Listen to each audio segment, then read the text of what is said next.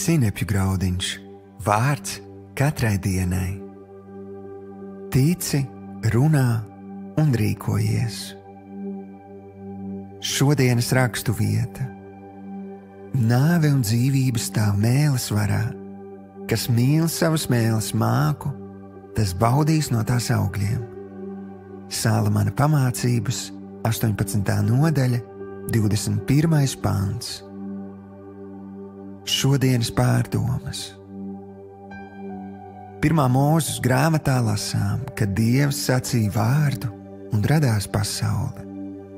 Viņa sacītais radīja dzīvību un turpina radīt dzīvību arī šodien. Svarīgi, ka arī taviem vārdiem ir īpašs spēks.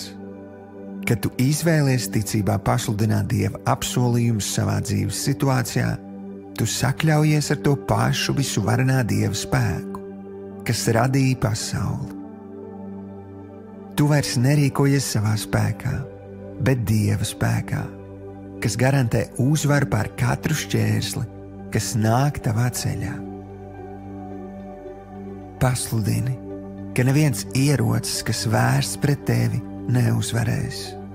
Pasludini, ka tu esi uzvarētājs caur Jēzu Kristu.